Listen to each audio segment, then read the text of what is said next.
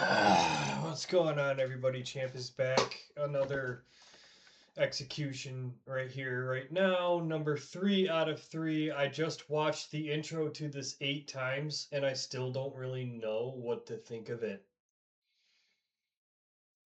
Uh, I can tell you right now, trigger warning, it involves a kid. So, it involves a kid. It involves money. It involves a very, very scratchy ankle, which I've just scratched 30 seconds nonstop. And I do not know what to think of this. Um, I seriously don't. I seriously think that this is either me extremely overreacting and everything's perfectly fine, or this is a really bad case. I don't know which one it is. Let's dive in. This is my final verdict. Their stuff is down there. Leave a comment down there, and let's go. On August 13, 2026, Jeremy Tremaine Williams was executed in Alabama a little over 2 years after he was sent to death row. But the reason he ended up on that gurney comes down to a number: $1,300. That's what he agreed to pay for 1 hour with a 5-year-old girl. And the person he paid was her own mother. Her name was Camry Holland. And this is what happened to her. In December of That is what I watched like 8 times.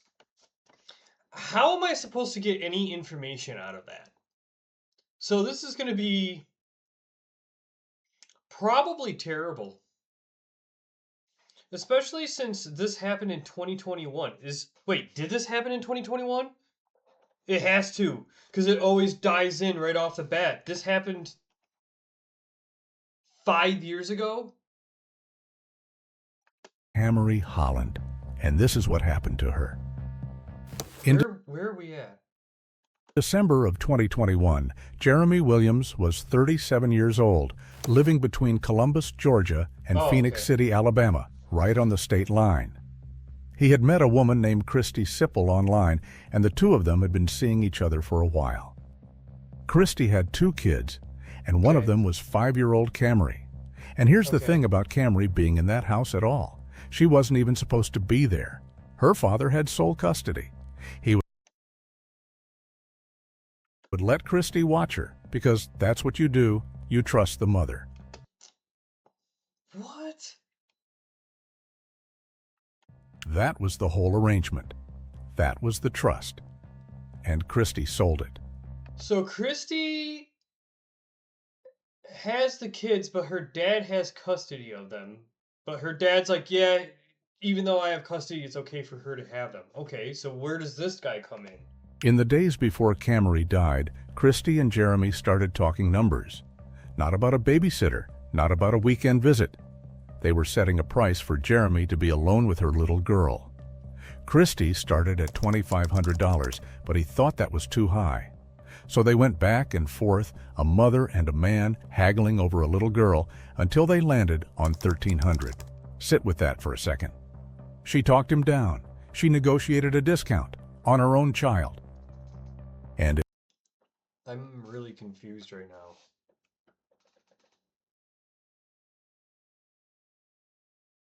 What are you going to do?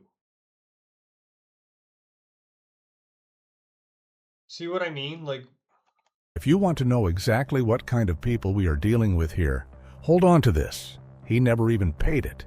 He talked her down to $1,300 for her daughter, and then he stiffed her on the bill.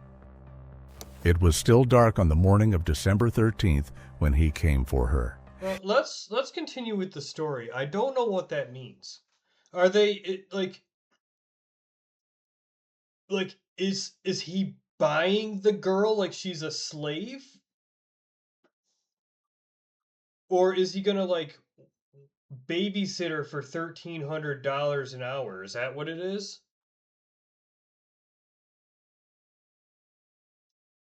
It better stop there. It better not go beyond that. He took Camry out of the house and drove her first to his own place in Columbus. But Jeremy's wife was home. She took one look at him standing there with a little girl and told him he couldn't be there. So he left. By the way, this is grapefruit juice. And he drove Camry across the state line to a vacant duplex he used to own in Phoenix City, a house standing empty where nobody would hear anything. For the next... No. No.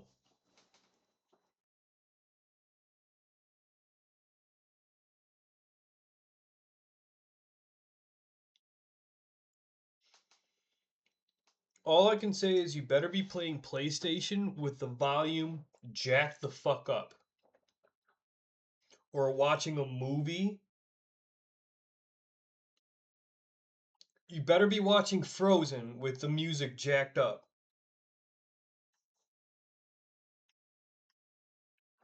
...2 hours, he did things to her that a grown man does not come back from.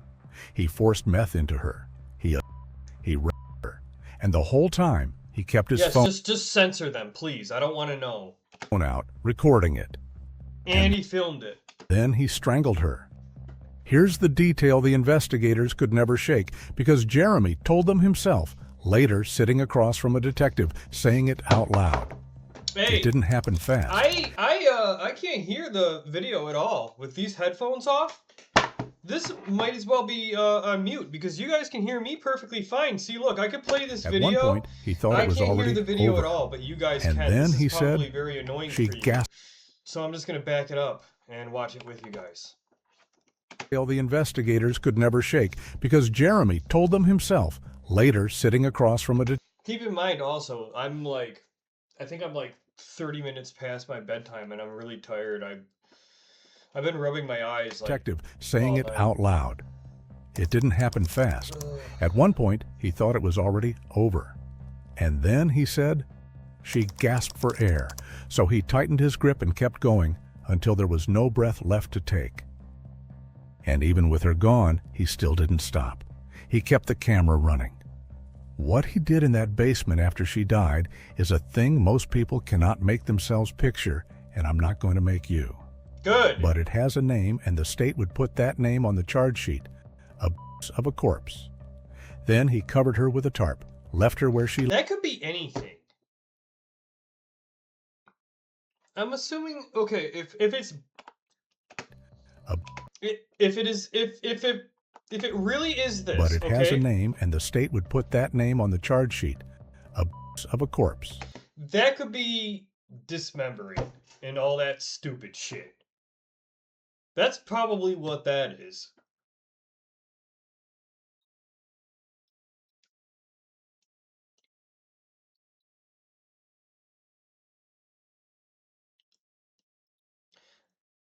If even this video, though, does not go into detail, at least I feel a little bit better about that. So, yay for that.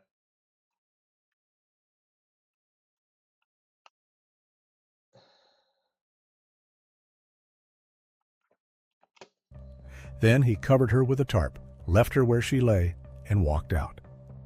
That same morning, while Camry was... Why? Drugs. Lying in that basement, Christy Sipple called the police to report her missing. She had the story worked out. She said she had put Camry to bed around midnight and woke up to find her gone and the front door standing open.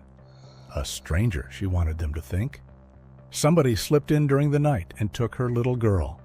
And the whole community believed her. They came...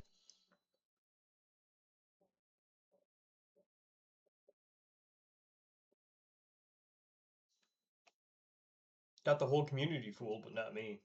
That's dumb. Like, I don't understand that. Like, how come like if because there was one like a while ago too said something similar. If there's a kid in your own house, in your own apartment, like if I'm watching one of my nieces or whatever, like nobody's gonna come in here and just take him. You know what I mean? Nobody, no stranger out there is gonna take him. First of all, who the hell's gonna even know that he's here? And second of all, how, like, even if from the outside, how do you, if you looked at this building, how would you even know it's an apartment?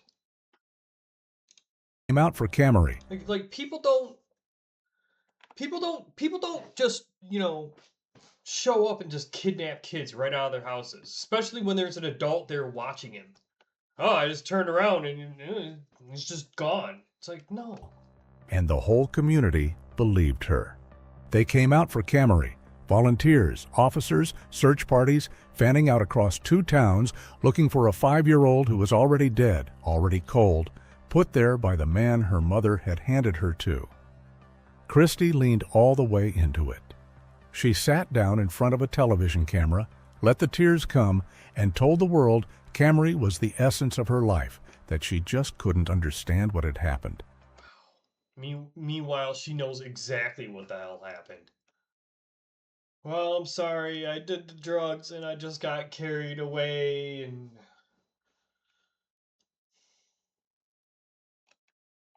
I'm a mommy and I did not have nothing to do with this.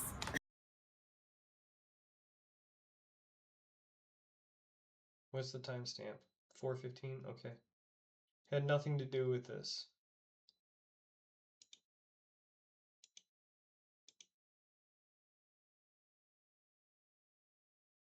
Really? Where are we at? 4:15? She was my life. I lived for her daily. Yeah, I'm not gonna pull it up again. It's right around, right here.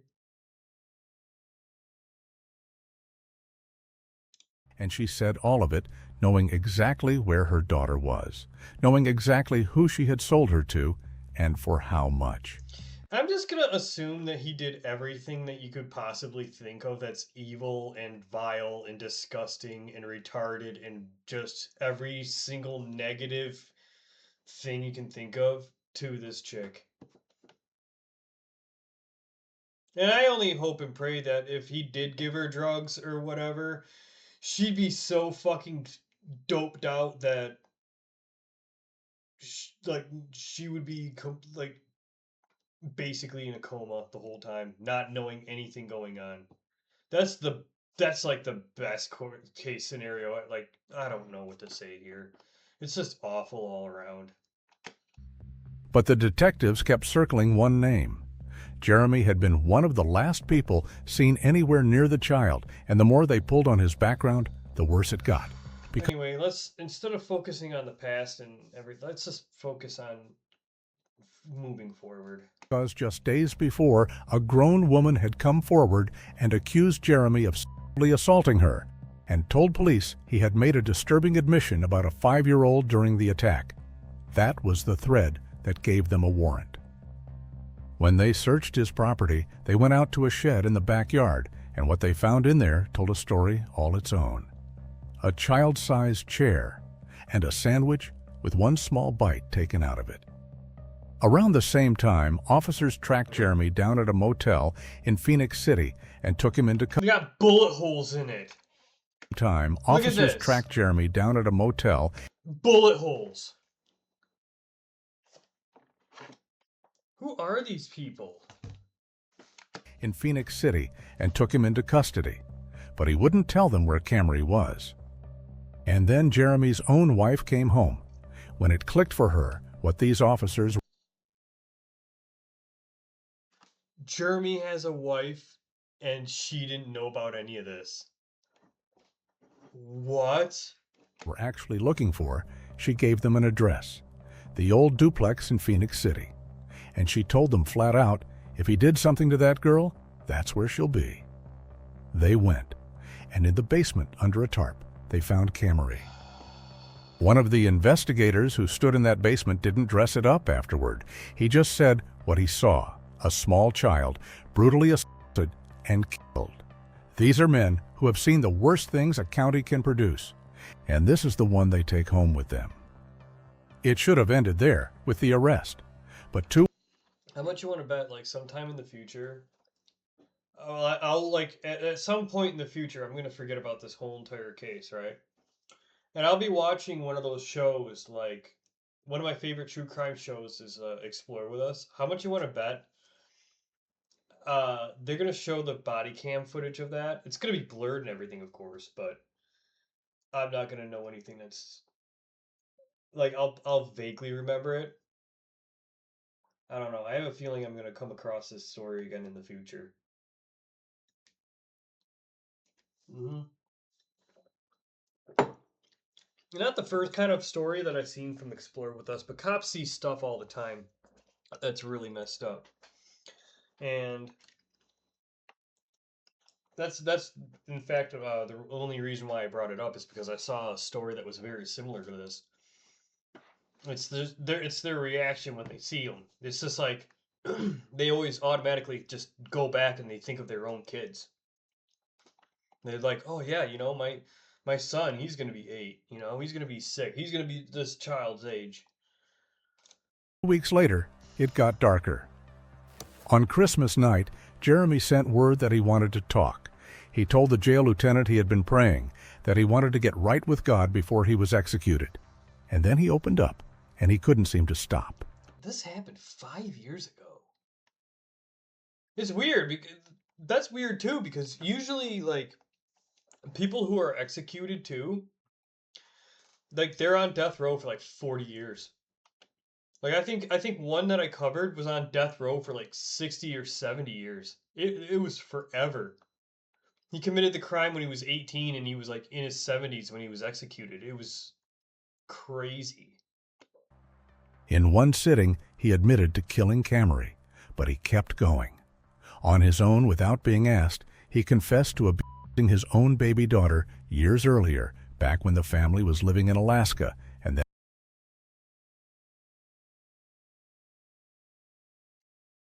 Some people should just not exist, dude.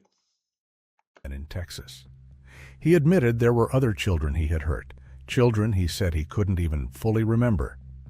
And when the Why? Because he was so doped out on drugs all the time? lieutenant mentioned a body found under a tarp in a basement, Jeremy didn't flinch. He just confirmed it was him.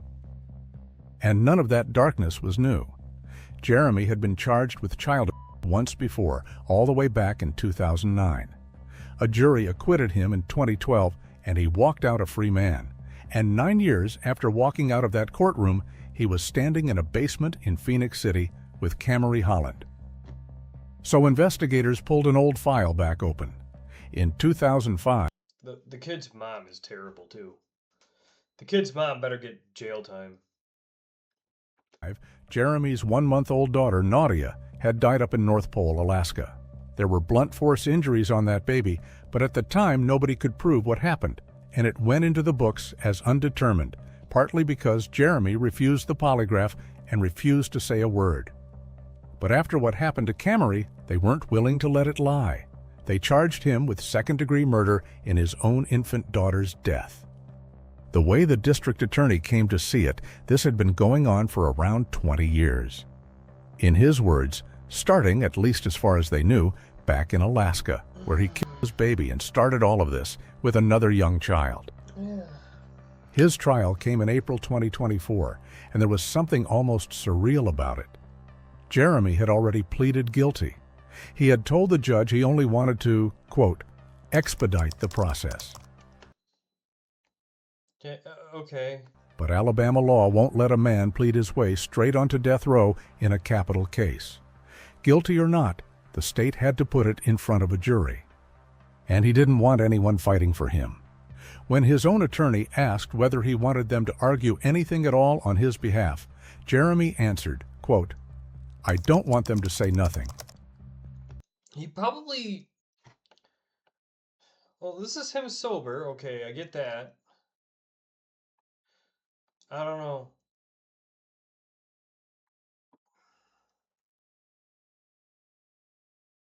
I don't know what to say. Like, I'm trying to process this whole thing.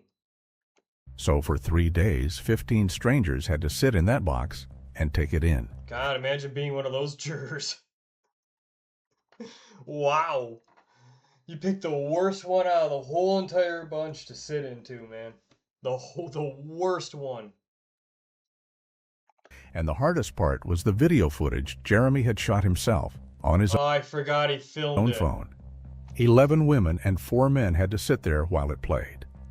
Prosecutors described what was on it as a sexual rage and said that during it, Jeremy was screaming at that little girl to die. Jurors broke down in the box.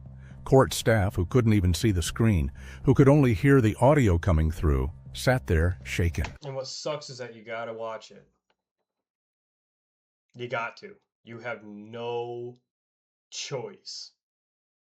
I think the only choice you have is like if the video has like flashing lights and you have like epilepsy, that might be like the only exception.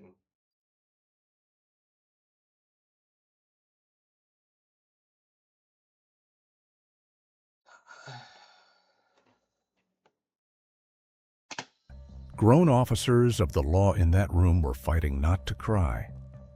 And then, on April 12th, they convicted him on 4 counts of capital murder, and on top of that, abuse of a child, producing that material, human trafficking, conspiracy, and abuse of a corpse.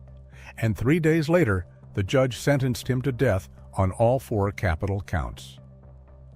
But before that sentence came down, the people who loved Camry got to stand up and speak. Her father rose first.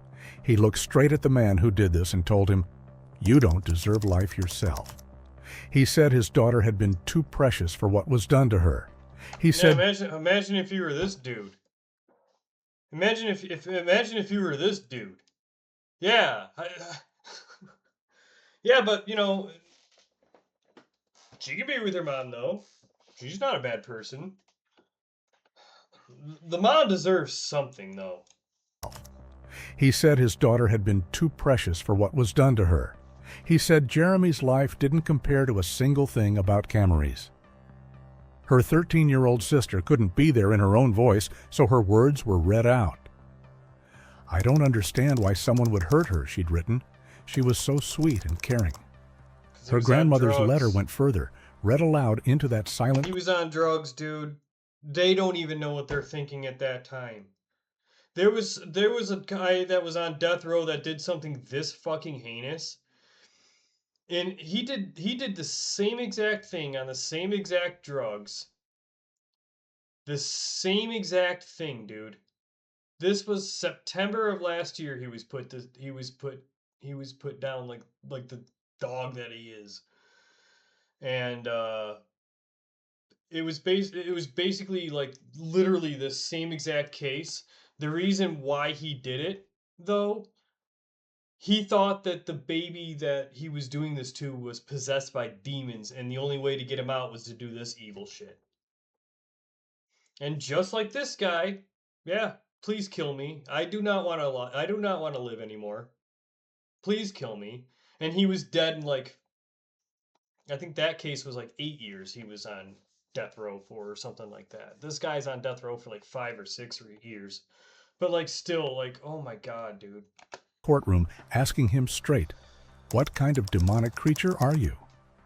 And then she named the quiet arithmetic of what he had taken, that Camry would never have a prom, never a graduation, never a wedding. Jeremy's own ex-wife also took the stand and called him soulless. And a young woman, grown now, who Jeremy had molested when she was 4 years old, stood up in that courtroom and called him the only word that fit: a monster. The sheriff, Heath Taylor, had worked a lot of cases, and afterward he said this was one of the hardest his office had ever touched. In society, he said, Jeremy was another kind of evil, the kind we just don't need walking around. And then there was still the matter of the woman who sold her. Because Christy Sipple was facing capital murder too, and she could have gone to death row right alongside him. But in March 2024, prosecutors cut her a deal. They dropped the murder charge. She pleaded guilty to trafficking, and she got 20 years. Plea deal, which right? means, but in March 2024, prosecutors cut her a deal. They dropped the murder. plea deal. You don't have to be tried in front of a jury. We know that you're guilty as hell. We know that you did it. Admit that you did it, and we'll give you the lightest shit possible. Just to say thanks for us not spending all this money on court and stuff, so that way you have to be tried in front of a jury. Because if you say, no, I still think I'm not guilty, and you're found guilty in front of a jury, you're definitely getting death too. Damn right you better sign that fucking plea deal. And she did, and this is what she got. Murder charge. She pleaded guilty to trafficking, and she got 20 years. Which means one day, Christy walks back out. She gets to grow old. She gets the prom, and the graduation, and the wedding. All the things Camry never will. Wait, why would she get them, though? Because she's like... She'd at least be in her 40s or 50s or something, right? What was it, 20 years? She'd have to be at least in her 50s. Why would she get to go to prom?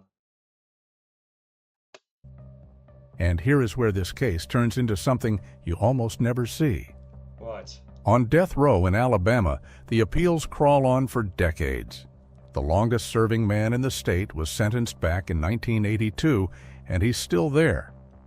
Jeremy could have stretched this out 20 years the same way, and almost every man in his position does exactly that. But no, he wanted to die. He did the opposite.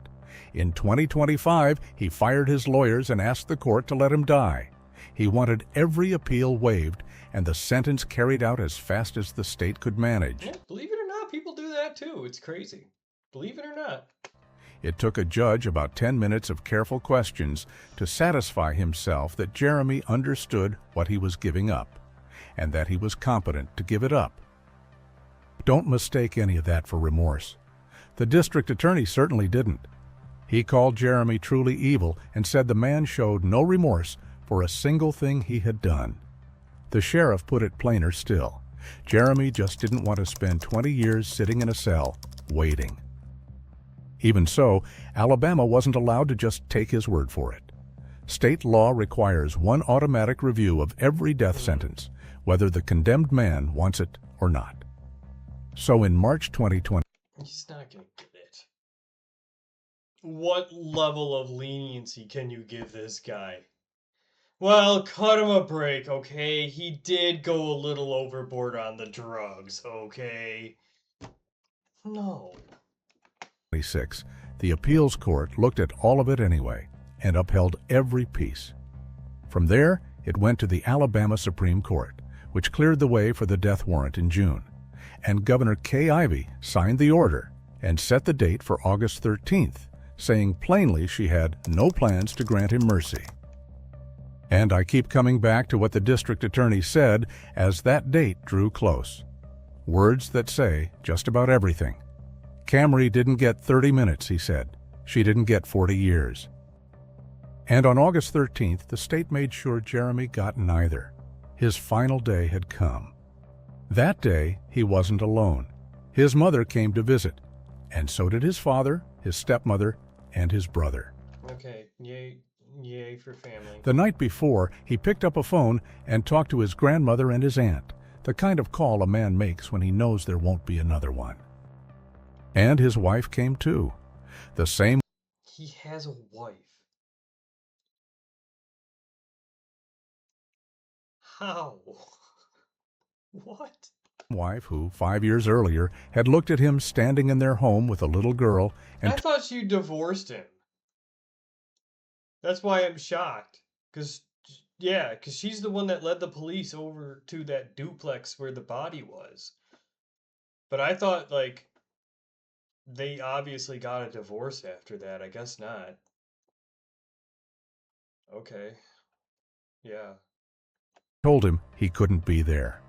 The same wife who, when the police came searching, handed them the address of the duplex and told them that's where the child would be. She was the reason they found Camry, and on his last day, she was there to say goodbye to him. And he was fed. In his last days, the state kept bringing the trays, and Jeremy ate. Grits, gravy, jelly, cake, and apple juice in the morning, a hamburger, fries, oatmeal cookies, bread and corn by noon, beef and rice and a brownie at night, and in between, whatever he could pull from the vending machines, snack after snack, one soda after another. A man running out of days, filling them with food. On his final day, he ate a Philly cheesesteak sandwich, cheddar cheese chips, M&Ms, washed down with Dr. Pepper. For lunch, he had a turkey sandwich, baked beans, salad, coleslaw, and a slice of strawberry cake. And when they asked him what he wanted for his final meal, the last thing he would ever choose to eat, Jeremy asked for cheese pizza. Think Okay. about that for a second. Because there was another meal, nearly 5 years earlier, that never got finished. A peanut butter sandwich in a backyard shed with a single small bite taken out of it. That was Camry's. One bite, and then he took her. Jeremy got nearly 5 more years, a last visit with his loved ones, and a Okay, yeah, it doesn't matter. He's dead now. Like, I know, it's sad. We got the point, yo. Jeez. pizza on his way out. I know, that's what last meals are. Unless you're in Texas, you don't get a last meal. If this happened in Texas, none of that would have happened. Camry got one bite. That night, he was led to the execution chamber. At 5:53 p.m., the curtains to the witness room slid open. On the other side of the glass sat 8 people. Most of them were reporters, there to write down whatever happened next. Jeremy was already on the gurney when the Get that curtains shorthand parted, ready. and he turned his head toward the glass, toward the people who had come to watch him die. An official stepped forward and read the death warrant aloud, the state's paperwork explaining why this man was about to stop breathing. And then came the question they ask every condemned man in his final moment. Did he have any last words? This ought to be good. He did. And of all the things a man could say, at the very end, after everything he had done to a 5-year-old girl who trusted the adults around her, this is what Jeremy Williams chose. I thank God for forgiving me for my sins so I can meet him at peace. Good night.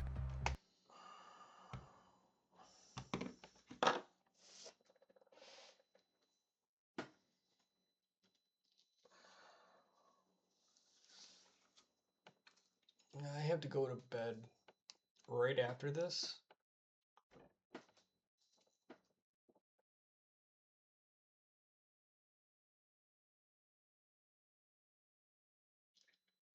I thank God for forgiving me for my sins so I can meet him at peace. Good night. This guy does not care about anything, dude. He asked for peace, and then the microphone clicked off and the drugs began to flow. What happened next is the part the witnesses will not forget, because Jeremy did not go out afraid. He turned his head slowly left to right, and he smiled. His lips were moving like he was praying or maybe singing something only he could hear. He yawned the way you do when you're drifting off at the end of a long day. And then, softly, he went still. An officer moved to the gurney and leaned over him. How is that suspenseful? What? He called out loud enough for the room to hear. Mr. Williams. Jeremy's fist clenched. At 6:04, the officer called his name again. Mr. Williams. This time, nothing came back. No movement, no sound. A few moments later, the final drug went in. At 6:10 p.m., the curtain was drawn shut, closing the witnesses off from what was left. And at 6:16 in the evening, he was pronounced dead. I was at home making the first execution video. I was either on the first one or the second one because they were like back to back. That's where I was. I was wherever the first or the one before this one is, or the one before the last one. That's where I was. Jeremy Williams was 42 years old. And Jeremy Williams wasn't the only man America put to death on August 13th. I know. He was one of 3. 3 men, 3 different states, all executed in a single day. And that hadn't happened in 16 years. Not Shut up. I respect you though, final verdict. There's 2 videos right here. I'm going to bed. If I can... There. I'm going to bed.